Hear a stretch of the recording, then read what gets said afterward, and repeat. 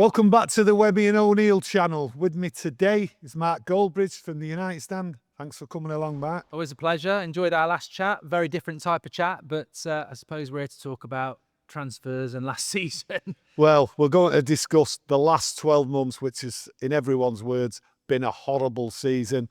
We're also going to discuss the current transfer window, which is back open. And also, we're going to look at the expectations, how we see it going forward. Where do you want to start?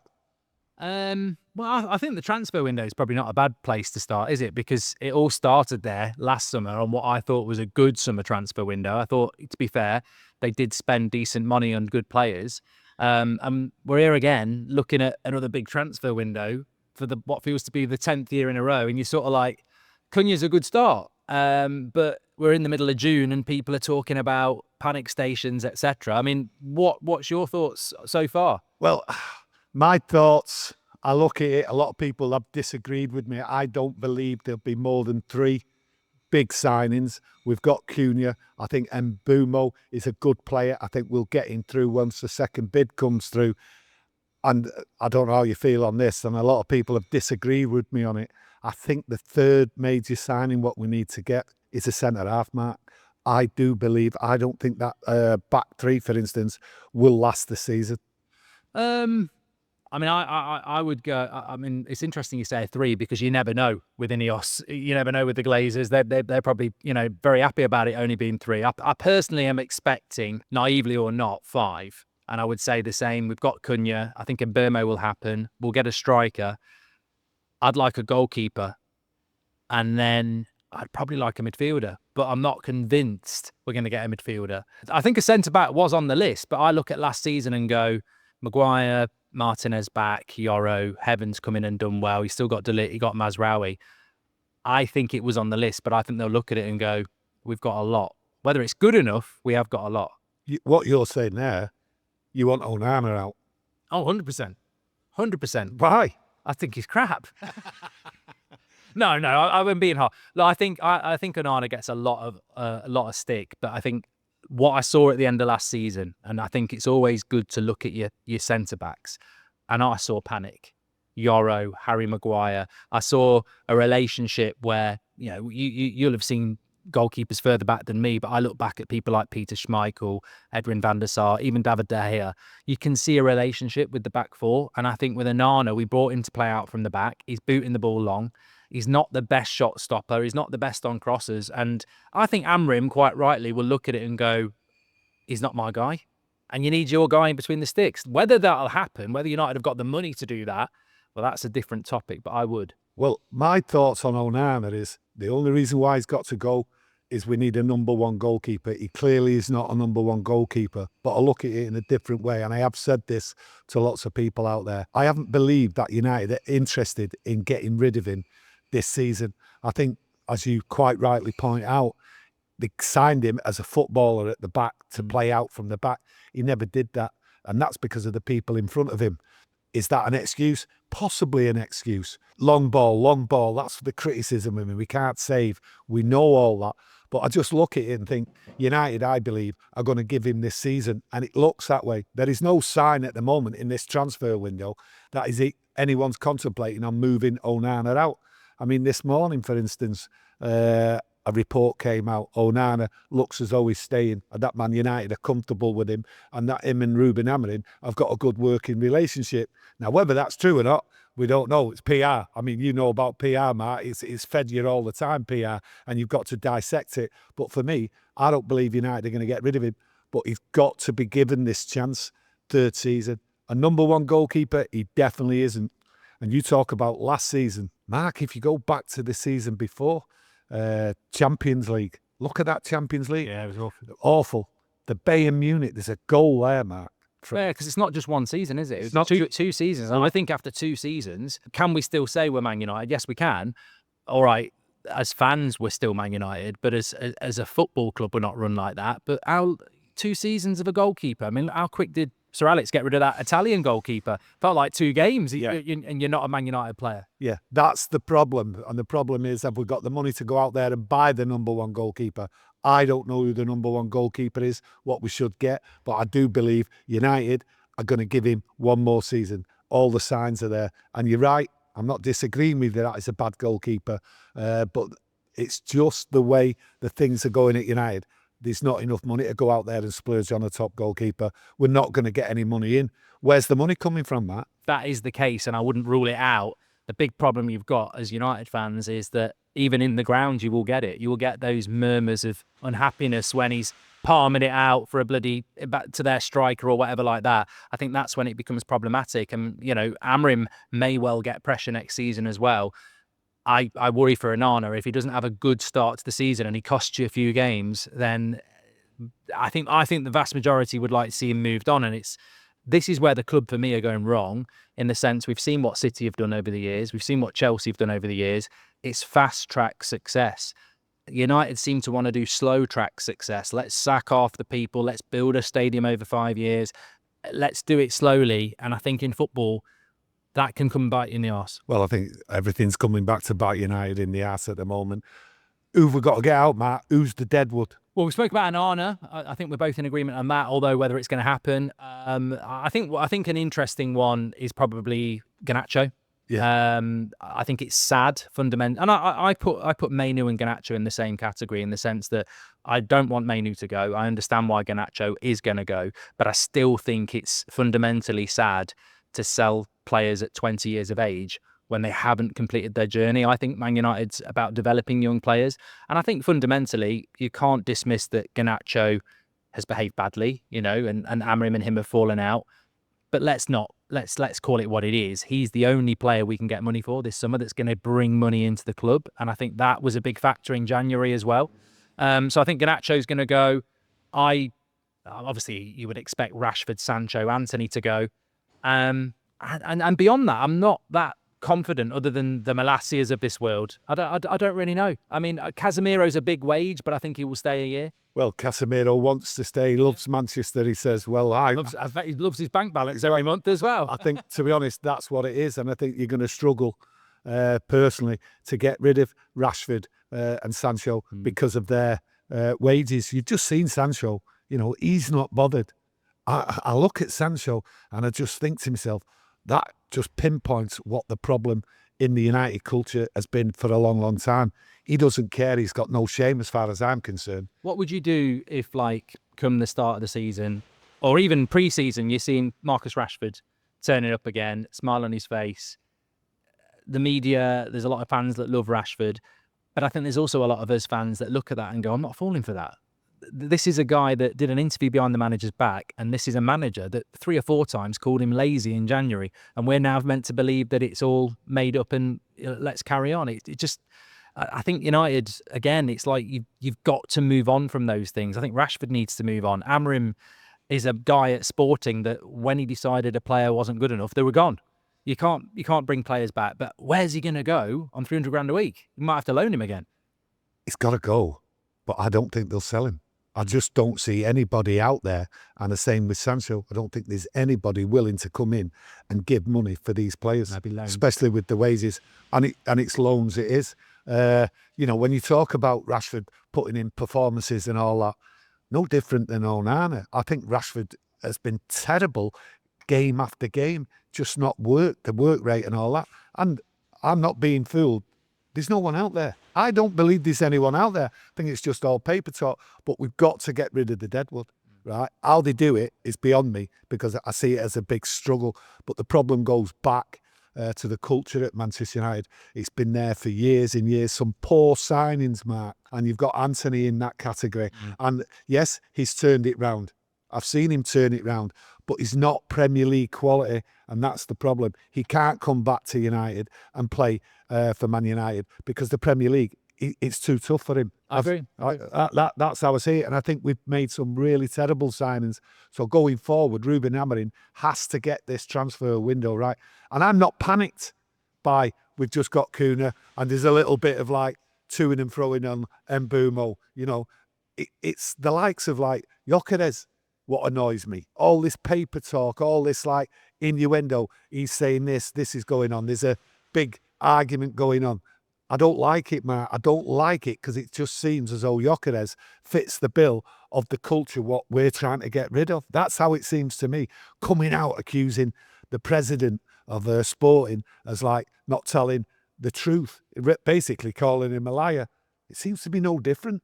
That's how I'm reading it. So I'll be glad just to get rid of this Gyökeres story. I don't know how you see it. I think beggars can't be choosers, Tony. I mean, I think I look at it and I go, we are so far off. Last season it wasn't bad luck. We ended, I don't like saying it, but we were where we deserved to be. I look at that team and I look, Rasmus Højlund's a player, isn't he? He's a player that many United fans want to sell. Right here, right now, I think we need 2 strikers.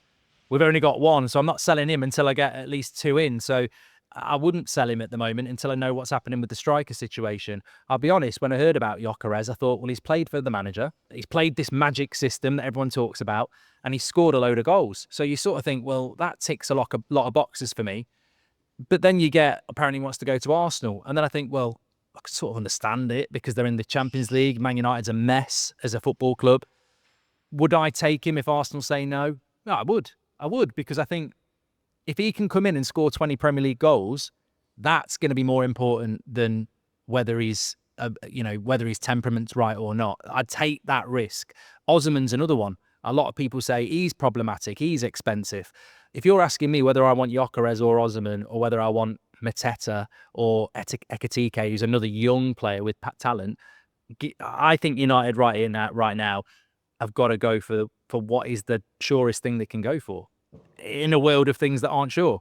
So I would go Gyökeres, Osman, and I'd spend the money, because if you score the goals, the defence you talk about that might be a bit of a liability, Onana that might be a liability, you hope at the other end you can score those goals we've struggled to do. Frees up the pressure, having goal scorers. But having Kuna and Mbeumo in there, they score goals. Yeah. They score goals. And having them in there, I've discussed it on the channel before, I think they'll free up Højlund and make him a better player, because the pressure they put on, will release Højlund, whereas he's been up there. And I'm just giving not an excuse for Højlund. I'm sort of giving him a bit of breathing space, as if to say the pressure's got to him and everything he tries to do, he's trying too hard. And I think Kuna and Mbeumo in there, who both score goals, will actually free him up to make these runs where they then run into different places and chances are created.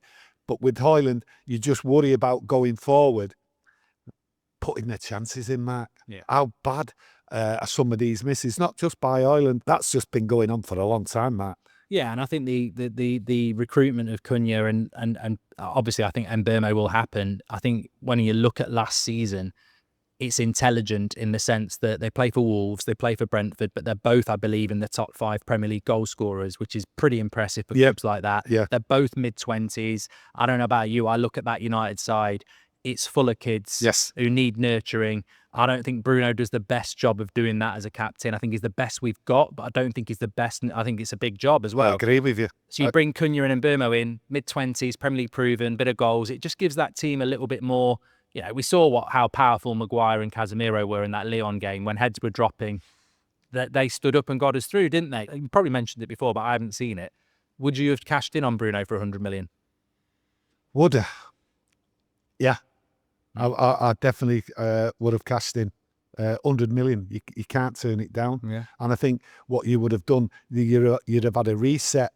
But I also look at the reset. If that would have been the case, who would have been the captain? And I only see De Ligt, to be honest with you, at the back. And I think that's where a captain should be for a lot, especially in this team, working from the back, pushing forward. So for me, I would have cashed in. I would have used the money. I would have freshened it up. Has it got long to go, Bruno? Is he looking? I thought he looked for Saudi. He definitely thought about it, didn't he? He definitely thought about it. Well, you don't send your agent over there if you're not thinking about it or you're not discussing it, right? So I think to myself, has Bruno got 2 more years here? That's how I look at it. And I think to myself, well, why not cash in now? Why not freshen it up? Why not put pressure? Because I think Mainu would have been released because he's not playing. Where does he fit in the team? It fits in Bruno's place further forward. Yeah. And I don't like Bruno being played in the position in midfield. No. So a lot of that, as I see it, is to put on Ruben Amorim. He's been playing him in the wrong position. You know, there's times there when he's been playing further forward. It was the Bruno of old, and that's what we like. But when you put Bruno in the midfield, he seems to get distracted and carried away, and then forgets about the team and works too hard and wants to be all over. So I would have took the 100 million. No two ways about it. Unless the 100 million was going to go in the Glazers' pocket, in which case, you know, but you would expect that money would be utilised, and 100 million pounds. It's harsh to get rid of a player like Bruno. It's hard to get rid of a player who's, you know, such a good player, such a, you know, he does put his art on the shirt. You know, that doesn't necessarily happen with everybody. But also the rebuild you could use. I found it weird that Amorim, who didn't buy Bruno and has only spent 6 months with him, was so obsessed with keeping him when we all know he needs to build a new team, and he's turned that opportunity down. Now, maybe he doesn't need that money. Maybe he's going to get 5 or 6 signings and he wants Bruno as well. Time will tell, because I tell you what, next season, if the summer transfer window doesn't go well, people will revisit this. If we get those Bruno performances like we did in the Europa League final, where you sort of like go, is that it? Yeah. Is that all you got? Yeah. And then people are going to, we should have cashed in. And it's a bit, you know, there's a lot of things next season where we've got to walk into it with optimism and hope it's going to be better. But there won't be long. There won't be a lot of patience. I think there'll be a little bit, but there won't be a lot. Let's go back to the start of last season, maybe even just before it.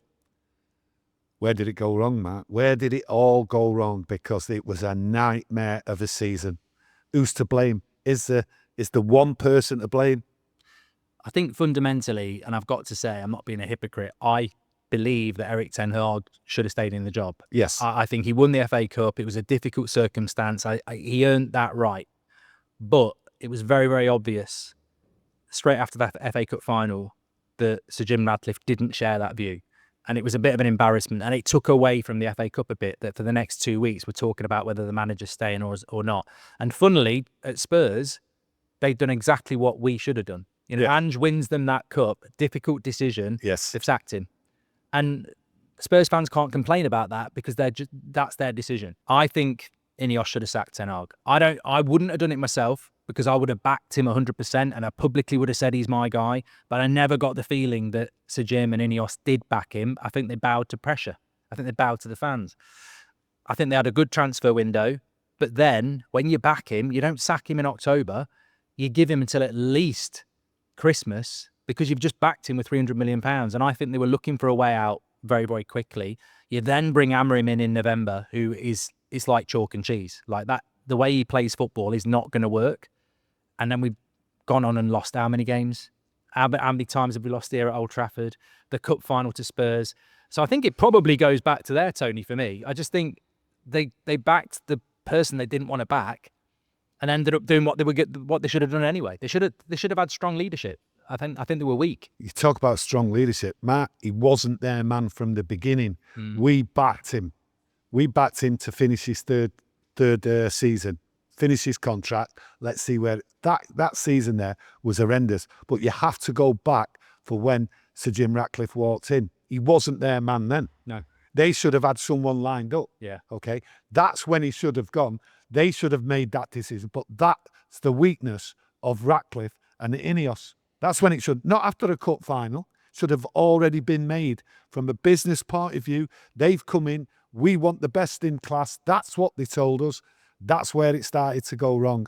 So for me, that was the point. And after the cup final, there is no way he should have been sacked after the cup final. And for the reason being, that's clearly walking out there, looking for managers publicly. What a disgrace that was. Yeah. So from a player's point of view, they were all expecting him to get sacked. The fans, a lot of them wanted him sacked. Some wanted him to carry on for the third year. He deserved it for the cup, right? But I go back, it was Sir Jim Ratcliffe and everything, indecision. And we've had too much indecision. And right through the season, that's all we've seen. Look at Dan Ashworth. I mean, you bring him in, you put him on gardening leave at Newcastle, and he's on gardening leave longer than he is our director of football. Yeah. And he's meant to be best in class. So there's been a lot of mistakes last season, and you probably remember us getting relegated. That's probably the worst season. No, I wouldn't. No. From my point of view, and I've spoke to a lot of United fans who I know what's seen us get relegated and all that. You have to go back to that time, Mark. I was watching football and I was watching every player playing for the badge. They weren't great players. Okay? Right, okay. They were a poor side. But what you've seen, you went to football and you wanted to see commitment. You've seen commitment. You've seen players working hard, putting everything into it. They just weren't good enough. For the, 3 years, the team had been getting worse and worse and worse, the quality of the players. But they all put a shift in. They all put the heart and soul into it. That's what you're seeing, fighting for the badge. So this would be the worst. Oh, no, this is... Mark, there was times there, I was devastated. I couldn't believe what I was seeing. Many people out there couldn't believe what they were seeing. But this was the worst. Yeah. And to be honest with you, I wasn't surprised that it ended up the worst. I did say it'd be carnage and chaos. But I just look at, like, everything was the worst. The decisions by Ratcliffe and everything to get rid of Erik ten Hag after the West Ham game, I think that goes down as, like, I was scratching my head. You're bringing in somebody here what plays a completely different system. Yeah. He's come from abroad. He didn't want to come. It made no sense. It made the season more of a nightmare. And every game just seemed to get worse and worse. But people who never seen that team go down, get relegated, right, don't understand. They were fighters. Yeah. These people aren't fighters. It's the culture. You have to go back. Look at all last season. Players didn't care. And then it come to the decision of Rashford and Garnacho.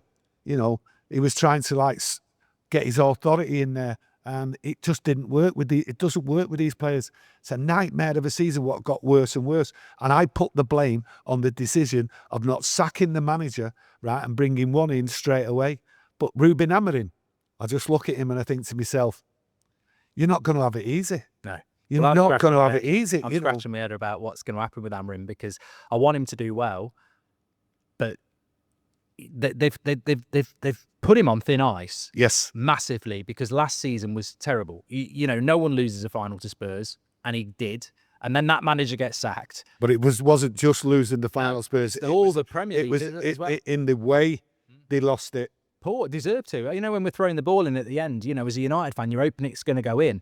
I'm bordering on laughing. I'm laughing at how bad we are, thinking if we get an equaliser out of this, obviously I want it, but, you know, compare it to Lyon a few weeks before. I think we ended up exactly where we deserved to be. And I think actually after that cup final, I actually woke up a little bit more positive than I thought I would, because I thought, you know what, there's a moment of clarity. There's a moment of acceptance that we are actually... we rock bottom. Yeah, rock bottom. We deserve to be here now. The problem, I think, with Amorim is that unfairly, I think the media have constantly obsessed about his system, which ultimately is a system that other people have used in the Premier League. And it's sort of... there's that toxic minority in the United fan base that have started with the Amorim out stuff, which is just too soon, I think, for many of us. But it won't go. If we start the season badly, the patience isn't there in the media. I think it's not there with certain elements of our fan base. And I think he deserves a proper go at it. But there will be bad results. At the start of the season, there will be bad results, 100%. We're a long way off a lot of teams. And even if he gets the signings in the pre-season, I don't think we're going to hit the ground running and just go win, win, win, win, win. I think there will be times where teams, unfortunately, like a Liverpool, a Man City, will rock up and just be better than us. That doesn't mean he's not the guy. It just means the job is a big job. It's a big job, Mark, but a lot of people lately were criticising him towards the end of the season about how he was, like, approaching these press conferences. Yeah, like, too many. Some people, interviews everywhere. It was like he was coming out and people was accusing him of being too honest and everything else like that. Is that naive in him? Did you see that in him, Mark? Well, I personally would rather have a Rangnick and an Amorim than an Ollie and a Ten Hag. Because I think Ollie and Ten Hag in an interview, closed shop, not going to give you anything. Whereas Rangnick and Amorim will go, yeah, we're shit.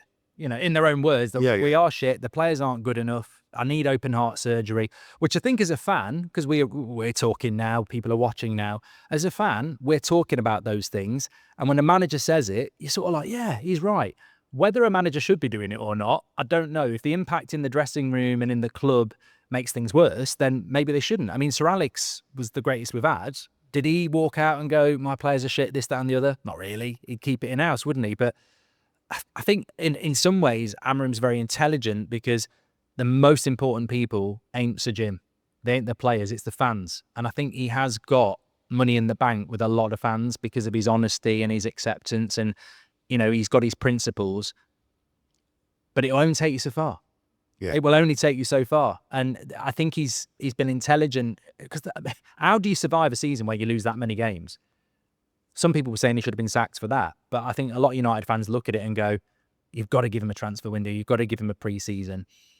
He has been very honest about it. He said we're going to suffer, and we have. But really, Matt, he didn't want to be here. No, exactly. He didn't want to be here. So, and why didn't he want to be here? Because he knew. Because he knew. They knew what the culture in Everton, some of these players were, what they were like. They were poor signings, poor attitude, everything. But a lot of fans have made comments on that. He starts now. He's got 2 years on his contract, right? So he should be given, as I see it, Kieran has got slightly different opinion, but we're behind him. But the thing is, he's got next season, that transfer window. He can't just have this transfer window. No manager should just have one transfer window. And we all know there's not a lot of money out there for him to go and get what he needs. But the good thing about it is he's had such a poor season with these players. He knows the problems. He cannot hide from what really needs to be done. So for me, next season, he has to have it. So I look at it, Matt, we can't keep swapping and changing managers. We have to go for it. He's got 2 years, and I'm sticking with him. Now, I know a lot of people are going to turn around and say, like you've just said, Matt, there's pressure there. He has to turn it on. But I just look at last season, and I think to myself, these players, they didn't care, Mark. And it was not only frustrating, it was making everyone angry. I have never seen anything like it. And I don't think whoever you brought in, and I know for me, it was the wrong time to bring a manager in November for Manchester United, but I don't think any manager would have been able to turn them players round, because I don't think a lot of them actually were bothered. No, but I think, to play devil's advocate, I would not be surprised if we had a bad start to the season and he was gone by Christmas. And that would be just emphasising again how badly the football club is run, because you're back to another, he'll have had some signings in the summer, Dorgu at January. And again, like with Ten Hag, you spend £300 million on him and then he's gone 2 months later.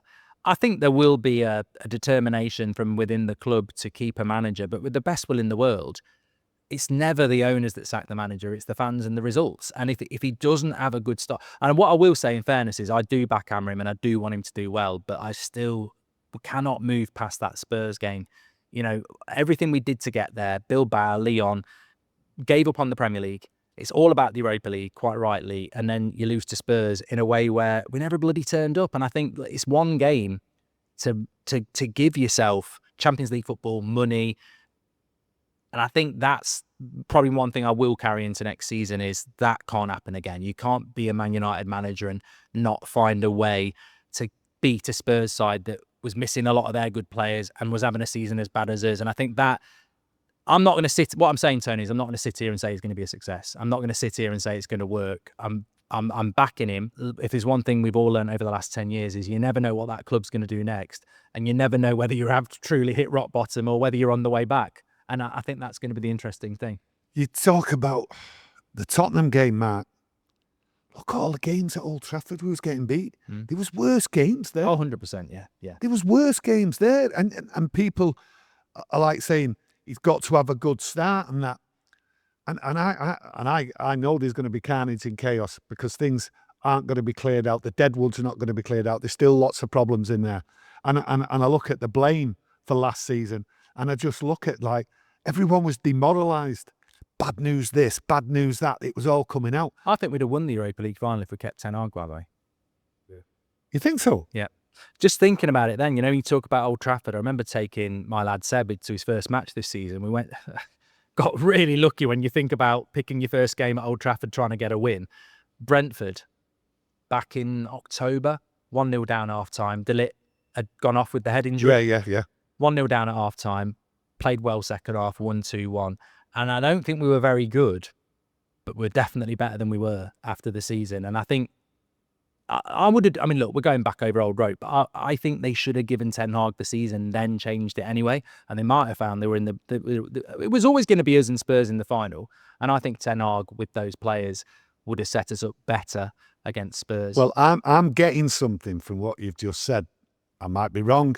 A lot of people out there, I'm sure, are going to pick up on what you just said.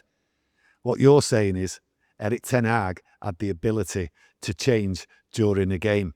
Well, he won 2 cups, didn't he? But this is what I'm saying, okay? So Eric Ten Hag had the ability to change from a losing position, how to get back in a game and everything. And I think a lot of people will pick up on that, Mark, and say, Mark Goldbridge is saying, right, Ruben Amorim can't change during a game. And that has been a big criticism. And that when we're getting beat, he can't come back. And that's why we've lost so many games. And that he couldn't handle the pressure, especially at Old Trafford. But Eric Ten Hag could. There was always a way to win.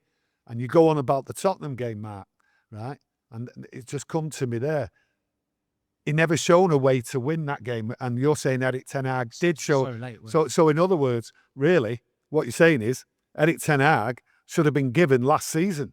100%, because I think the big key about what you've said there is you're not wrong, because they're not Ruben Amorim's players. Correct. And I don't think he can change it when he hasn't got an 11 that can play it anyway. So he's sort of like, I'll try this, I'll try that. I think if you commit £300 million to a manager and then sack him in October, yeah, madness, and then you end up with the season you've got, well, you've only got yourself to blame. Because I think that Europa League final, everybody predicted it would be Man United Spurs before it even started. So you've basically got one game to rescue your season in August. So even though you've lost to West Ham, if I'm Sir Jim Ratcliffe, I'm going, all right, we're not getting top 4 through the league. Maybe we'll win the Carabao Cup again, but the Europa League, that's going to be us and Spurs. Am I better off sticking with Ten Hag for that, or am I better off bringing a new manager in? And I would have gone, these are his players. He's won a trophy in the last 2 years. I might have to battle through some losses in the Prem, but if I stick with him till the summer, I can change him anyway. And I think I think with those players, he'd have won that final. But we are where we are. I'm not unhappy with Ruben Amorim, but as you said, Amorim didn't want the job till the summer anyway. That's right. So sticking with Ten Hag till the summer and bringing Amorim in, that's what we should have done in hindsight. But we're all genius in that. Well, when you talk about hindsight, we sacked a manager. He was 5th. Yeah. I can't believe how close we were. Yeah. As you know, when we sacked Ten Hag, I always think we're like 15th. I think it was 4. I honestly... About 5 points off top 4. Yeah, 4 or 5 points off top 4. Now, wouldn't we have loved that last year? You've got to look at the ownership and say they've absolutely fucked it, haven't they? Did the ownership, right, are they going to put... Do you think they're going to put pressure on him, right? He's got to get European football next year. What's your expectations? You know, I mean, from an owner's point of view, if you're looking at Ratcliffe and all that, what do you think they're expecting going forward that he's got to achieve? Well, I've listened to that Barada talk about we've budgeted for being in the Europa League for the next 2 years. We're not even in it. We're not even in the Europa League. So that just shows you what they're budgeting for. I mean, they're probably hoping we're going to get Champions League football and expecting Europa League. But I think when you finish 15th deservedly, it's a bit of an arrogant thing to think you're going to get top 6. I mean, you got Liverpool, Man City, Arsenal, Newcastle, Villa, Chelsea. I'd say all of them are better than us, regardless of a transfer window. So we've got I think if Amorim got top 8, no one should be talking about the sack. And you'd hopefully try and find a way, maybe through a trophy again, like the FA Cup or the Carabao Cup. But I think Champions League's going to be very difficult. Even Europa League might be tough. But it depends though, doesn't it? We're going to have all week to train on this system. But if you don't get the right players in, what do you think? I just see it there and I think to myself, I think we're going to struggle to get 8th. There's no smooth sailing down the road here. Every game's tough. Okay, because we've still got a culture there. It's not been sorted. And I look at the owners, okay? Well, you call them the owners, Ratcliffe and all that. I look at everything they've done from the footballing side of it. It's been a complete and utter mess. Their priority and what their priority is, and by using, it's all about money, cost cutting, everything else like that. The morale inside this football club, right? And I speak to a lot of people around here, Mark, right? And it is on the floor. Cost cutting. But let's get something straight here, Mark. They come in we are going to sort this football inside out of it. Yeah. This is what we're going to concentrate on. And everything they've done has been a total farce, mismatch. They're not doing it in the right way. They're making big mistakes in the backroom staff and everything else, sacking people, you name it, the lot. So for me, I don't think Ratcliffe is qualified to run this football club. And that's why I don't believe he went out there and tried to buy the club 100%, because really that's what this football club needed. And that's going to hinder going forward, right, the development of this football club. That's how I see it. I don't think you're wrong, Tony, because I think when you look at the messages coming out of United, it's like you're either with us or against us, and that's not what this fan base is actually saying. What we're saying is you've come in and said you're going to sort it out. That's right, yeah. And you're making mistakes, and then you expect us not to call you out for those mistakes. I see people in the social media landscape who run accounts, and they're like, not Murta, Wilcox, Barada, Madness. They've got Cunha. They're trying to get Gyökeres.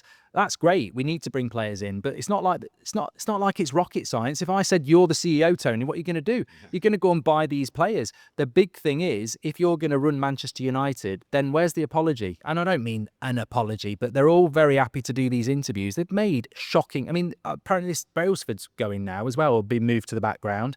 There was another guy called Blanc. He's been moved back to the background. Ashworth's been got rid of. They've sacked Ten Hag. They spent money there. They've sacked half the workforce, which I think is disgusting. There's charities being cut. We're moving out of Old Trafford.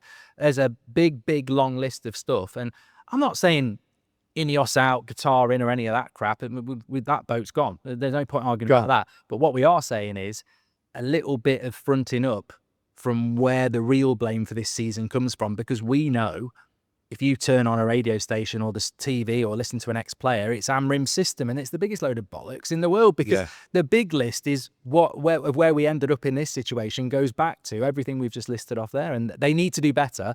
And I hope that they know they've caused it, because if they don't, that's the problem. I go back to last season at the end of it, end of season review. Remember that? Week after week, it was the end of season review. We're going to look at it about Erik Ten Hag and all that. We're going to assess everything and all that. Well, where's the end of season review here? What are they going to do?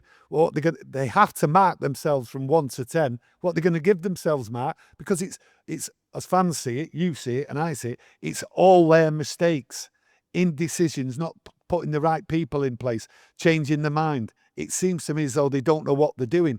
So this end of season review, what are they going to say? Well, a lot of people said if we win the Europa League, there still needs to be a massive post-mortem on what's gone on. Well, we didn't win the Europa League. Well, we definitely need this post-mortem, and I don't know. I don't know what's happened to Manchester United in that sense. I think the communication with whatever group, the most important group is the fan base. The communication is abysmal. I don't think they talk enough. I don't think they communicate enough. And I don't think they take accountability enough. And that's sort of leaves you in this grey area of what we're really waiting for again is transfers. Transfers. Going for, I just look at it there. They've done all the cost cutting, or have they, Mark, right, inside the football club. There'll be more, won't there? Right. Well, you just don't know. Some people think they've just concentrated on that when they told us they were doing the footballing side of it. But if all that cost cutting's gone, right, you would hope now that there's no more mistakes, that they've got the right people in place, and we should be able to push forward. But I'll go back to, where are we going to finish? What do you think the season's going to be? I think round about 8th should be about top for United. And why should I think any different? Why should I think any different when you've seen the football there? If they only bring in 3, right, I think that'll be good enough, right, to get an improvement, but it won't see us, right, challenging in any way whatsoever, even though we're out of Champions League, Europa League, no European football. I think if they only bring 3 in, what you're saying, spot on. To offer the optimistic angle, I think if they did bring in a Gyökeres up front of quality and Burmo, Cunha, you're guaranteeing another 20 to 30 to 40 goals in the Premier League, more than we got last year. Maintaining the midfield and defence that we've got, I would imagine that's going to push us somewhere between 6th and 4th. And you might just slip in if we get the top 5 again. But to do that, you've got to have an ownership that is akin to a Chelsea, Blackburn Rovers, if you remember them, a Man City, where they go, we're going to spend the money, we're going to try and get there quickly. I haven't seen anything from that football club that makes me think they're going, let's spend the money and do it quickly. But if I was in charge, that's what I would do. I would go and spend as much money as I can on as much quality as I can, because I look at what everyone else is doing and they ain't standing still. Liverpool look stronger already. Arsenal are looking like they're going to get stronger. Man City have spent a lot of money again. And we haven't even seen what the likes of Newcastle and Villa and Chelsea. I mean, well, that guy Delap chose Chelsea over us, didn't he? He was our number one striker target, apparently. Well, he was the number one. I want to try and end on something positive from last year, and try to rack my brains to find anything positive. But I have to talk about this player, Matt. Harry Maguire. Okay.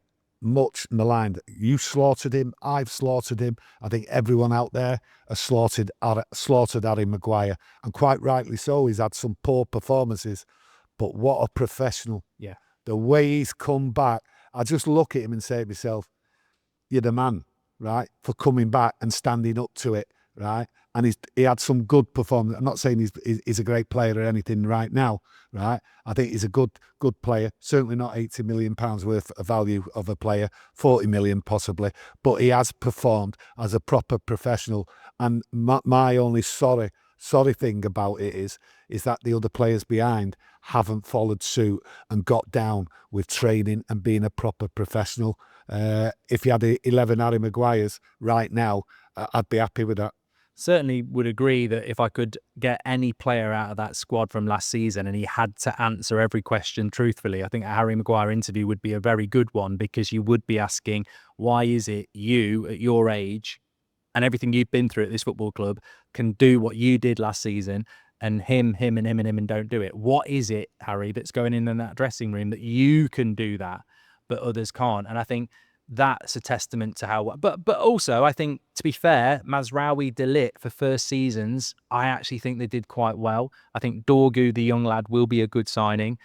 I think the Heaven, the other young lad, came in, but these are all defenders. The big problem in that team is, and people say without Bruno we'd have been relegated. We still finished 15th with Bruno. Like, there is still the conversation of there's not really a positive for anybody to walk out of that season, especially in the attacking area of the pitch where it was abysmal. But yeah, I mean, look, we're talking about somebody that's got 1 year left on his contract that many of us would have sold for years, who probably comes out as one of the very few players that can hold their head up high in a season that was clearly the worst ever we've ever had. Two players last year I looked at. Ugarte came in late, didn't have a pre-season, struggled, got into the game and sort of like faded under Ruben Amorim towards the end of the season. And Mason Mount. Yeah. Well, them two players there. I mean, let's start with Mason Mount, right? What's your opinion on him going forward? Because Ruben Amorim last year, right, was talking about him. He even had to stop him from training because he was overtraining and all that. Going forward, Matt, where do you see Mason Mount in this side? I think he's an awful signing. I feel sorry for him, because obviously when you sign for a club like Man United, you don't expect to be injured constantly for 2 years. I think giving him the number 7 shirt was ridiculous. I don't know whether he was behind that, Ten Hag was behind that, but someone at United should have said, oi, what's that all about? That's stupid. But I think the big problem is, I think he probably is a player that Amorim looks at and goes, he's one of the few that could work for me, but how is he going to stay fit? And if you can't stay fit, it's the same as Luke Shaw. Like, I'd take any money for them to get rid of them, because I think Luke Shaw as well. Yeah, because he can't stay fit. I actually quite like Luke Shaw as a player, but again, the last 2 years he's barely played, and the last thing we need is a player that turns up 2 months of a season. So I think that's the problem, isn't it? It's just fitness with those two. In this transfer window, are you saying we've got to get rid of Luke Shaw? We won't. I would. But would you call it a failure then, if we don't get rid of Luke Shaw? Because like you say, I'm in full agreement. Call it a miracle if we got rid of Luke Shaw. I just don't see how you. But it's something what's needed. He's on 200 grand a week. He's not going to play. We're sacking people, sacking good people at that football club behind the scenes. Yeah, he should be gone. But that's the power of being a footballer, isn't it? He's got a 3-year contract. He's on 200 grand a week. We can't get rid of him, but he's a waste of money. He's injured again, isn't he? He played in the final. He's injured again, apparently. Yeah. Well, I go back to what I just said before. Ugarte, right? I think he's a good footballer. I just think he faded at the year. First season. Yeah, a very tough. Well, to going into that squad and the toxicity what was around, I think he'd done really well. Some people were really up against him at the start, and then some mellow to him. And I do believe he's going to be pivotal in there because I do like his tackling. I think he's got the energy. I think we're going to see a different Ugarte next year. For me, Pre-season's important. well, most It's important important. for the whole club, innit? Yeah, But it's important for players like that. got to get everyone in. My opinion, got to get them in by the end of June, Matt, because they've got to get in there. That's what I want. That's what I want from this transfer window. Now, I want action this week. Me and Kieran have been adamant the first 2 weeks of this transfer window. They should have their targets, and if they've not got them, Matt, or we're not putting bids in for these players, right? It might be the same old United. Then at the end of the season, jumping in and getting a loan player. There's no point saying this manager needs a pre-season and then not giving him his players until you've played the second game of the season. You know, you've got to do that. But we've been really bad at that over the years. I remember Anthony and Casemiro coming in after the second game. You know, Ugarte, Amrabat. We've consistently done this because we're trying to save money. But you look at Liverpool, getting them all in for pre-season. Yeah. You've got to sometimes look at your rivals. I'm sure they looked at us when we were successful for a pathway back. Yeah, well, I'm going to definitely finish now on this one, right? I want you to give me your honest opinion where we're going to finish in the league. Top 4, 5th, 6th, 7th, 8th, where? I'm going to give you mine. I'm going to give you my honest opinion. Based on what I know today, I'm going to say 6th. And that might be a little bit optimistic. Well, I'm going to go 8th. I I'm sticking with 8th because, like you say, based on what we know now, I don't see a big improvement. I think there's players in that squad, right, who just don't care, and they're going to be playing on that pitch next year because we can't get them out. So I'm going, that's mine. To be honest, you know what? If we finish 10th, it's a massive improvement. A lot of people will be saying that, Matt. People might be saying that, me and you, we're deluded. We're going like 7, 8, 9. I'm going 9 places better. Yeah. I mean, yeah. Yeah. You just got to hope that last year was a blip. Yeah. Matt, been a pleasure. Thanks very much. Thank you very Having me much. on. Listen, get involved in the chat, get your comments in, and please press that like button. And like Mark, he always tells you to subscribe. Lots of you subscribed when Mark was on with us last time, and we fully appreciate it. So thanks for watching. Thank you. Cheers.